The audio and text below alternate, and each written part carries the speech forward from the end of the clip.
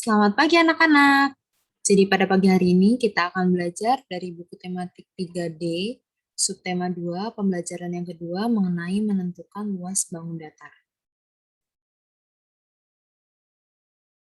Nah, karena kita kemarin sudah belajar tentang membandingkan luas bangun datar yang menggunakan satuan tak baku.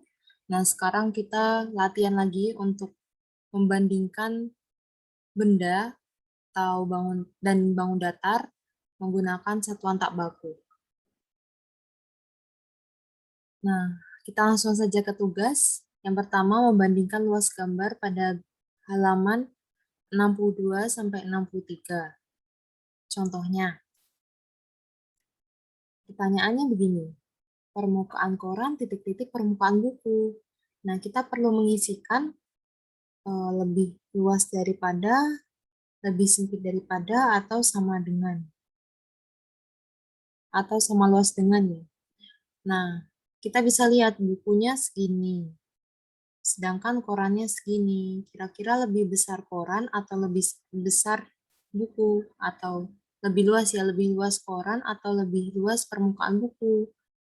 Ya, jadi lebih luas permukaan koran. Maka kita isi di sini permukaan koran lebih luas daripada permukaan buku. Begitu ya. Begitu juga sebaliknya, begitu juga selanjutnya. Nah, kalian silakan melanjutkan untuk nomor 2 sampai 5. Dilihat dulu ya bendanya.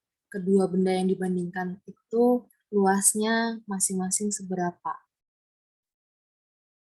Nah, yang kedua, membandingkan luas bangun datar yang ada di halaman 64.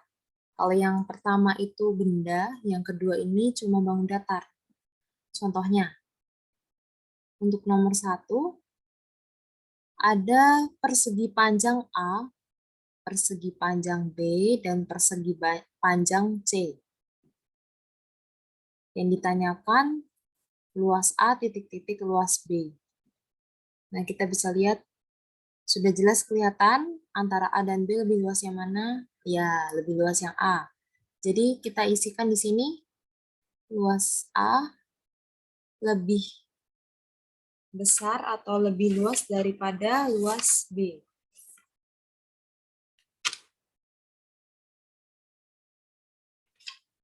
Nah, selanjutnya kalian bisa juga mewarnai untuk bangun datar B dan C yang masih putih ini diwarna-warni juga boleh.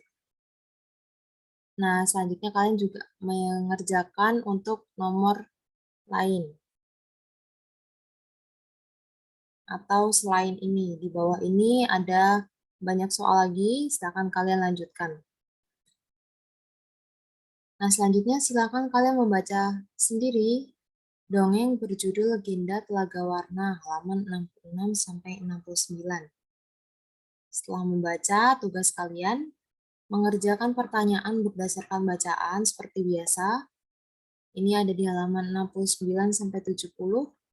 Menggunakan huruf tegak bersambung dan kalimat lengkap. Nah, karena mungkin tidak cukup kalau ditulis di buku tematik, silakan kalian bisa tulis di buku tulis bahasa Indonesia. Nah, tugas kedua itu menceritakan kembali legenda Telaga Warna dengan cara membuat 1-2 kalimat pada setiap gambar. Contohnya untuk gambar pertama, kita bisa lihat dari gambar ini kita bisa tahu informasi apa. Ya, jadi ini terlihat seorang bapak yang sedang bersemedi. Maka kita bisa membuat kalimat seperti ini. Karena kita tadi sudah membaca bacaan dongeng berjudul Legenda Telaga Warna. Karena kita sudah membaca dongeng berjudul Legenda Telaga Warna, maka kalimat yang dibuat itu sesuai dengan dongengnya. seorang raja dari kerajaan Kuta Tangguhan bernama Prabu Suwartalaya dan permaisurinya belum dikaruniai seorang anak. Ini satu kalimat. Kemudian Ibu tambahkan di sini. Maka Prabu Suwartalaya memutuskan untuk semedi di sebuah goa untuk berdoa kepada Tuhan agar dikaruniai keturunan. Begitu. Intinya kalian lihat gambar, disesuaikan dengan cerita yang kalian baca, kemudian kalian tulis kembali menggunakan bahasa kalian sendiri dalam satu atau dua kalimat tiap gambar. Nah, silakan kalian melanjutkan untuk menceritakan kembali gambar nomor 2 sampai 4. Yang ini bisa kalian catat. Begitu ya.